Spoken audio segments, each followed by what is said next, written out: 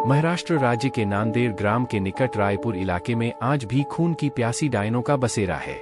स्थानीय लोगों का मानना है कि यहाँ रात में गुजरने वाले लोगों को डायन पहले तो अपने वश में करती लेती है और बाद में उस इंसान का खून पीकर स्वयं को अमर करती है।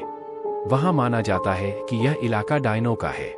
यहाँ पर इंसान का कदम रखना खतरे से खाली नहीं है और अगर आप वहां पर गए तो किसी तरह की गलती आपके लिए काफी नुकसानदायक साबित हो सकती है। अगर आपको यह यकीन ना हो रहा हो तो आप यहाँ पर किसी भी पेड़ों में कील गाड़कर खुद ही देख लीजिए, लेकिन आप लोगों का मौत से सामना जरूर हो जाएगा। आप लोगों को भले ही यह अंधविश्वास या उन श्रद्धा लग रहा हो तो इस भूतिया गांव का यही दस्तूर है। इस भूतिया गांव को अभिशप्त माना जाता है। यहाँ पर एक दो नहीं बल्कि सारे इलाकों में डायनों का बसेरा जमा हुआ है। नांदेड़ के निकट इस छोटे से गांव में डायनों की अब पूरा राज्य बसा हुआ है। यहाँ पर ऐसा माना जाता है कि पहले यहाँ एक डायन रहा करती थी, लेकिन डायन ने गांव की कुछ लड़कियों की आत्मा को अपने वश में करके उनको अपने साथ लगाई। आज वही लड़कियां इन डायनों के साथ मिलकर खुद को अमर रखने की कोशिश करती है।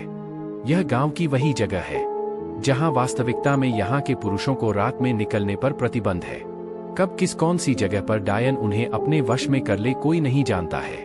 अभी तक यहाँ पर कुल 42 ऐसे मामले आ चुके हैं जिनमें से पुरुष लापता हो गए, लेकिन उनका अभी तक कोई अता पता नहीं चला है।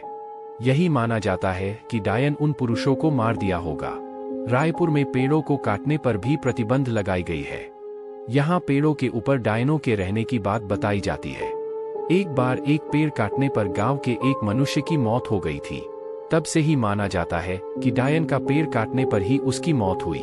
यहाँ पर एक टूटी हुई हवेली के अंदर एक छोटी सी कोठरी है जिसमें कोई भी नहीं आता जाता है और माना जाता है कि इस अंधेरी कोठरी में जो भी गया वो वापस कभी लौटकर नहीं आया है। 16 लोगों की मौत की गवाह इस भूतिया कोठरी को यहाँ के प्रशासन ने भी सील कर दिया है। डायनों को अपने वश में करने के लिए यहाँ पर कई तांत्रिकों ने अपनी पूरी शक्ति लगा दी, लेकिन इस बीच 5 से 6 तांत्रिकों को भी मौत हो गई, जिसके बाद तांत्रिक भी यहाँ की डायनों को अपने वश में करने से घबराने लगे। कहा जाता है कि गांव में हर अमावस्या और पूर्णिमा की रात को कोई बाहर नहीं निकल। हालांकि यह काफी पुरानी बात है। अब लोग अपने घरों को अच्छे से बंद करके घरों में रहते हैं। गांव के कुछ लोगों ने यह अनुभव किया है कि अक्सर रास्ते में चलते वक्त उन्हें अजीबोगरीब आवाजें सुनाई देती है, लेकिन पीछे मुड़ने पर कोई नहीं होता। गांव के रंजीत नाम के व्यक्ति ने तो अपनी बाइक पर एक डायन को लिफ्ट तक दी थी। काफी लंबा रास्ता तय करने के बाद उसे एहसास हुआ कि उसके पीछे कोई बैठा हुआ है, पर उसने जब पीछे मुड़कर देखा तो कोई नहीं था। रायपुर के लोगों का मानना है कि यहाँ कई साल पहले एक खूबसूरत महिला के साथ गांव के कुछ लोगों ने बलात्कार किया था।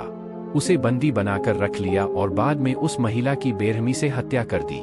इसके बाद वही डायन बनकर यहाँ अपना बदला पूरा करती है।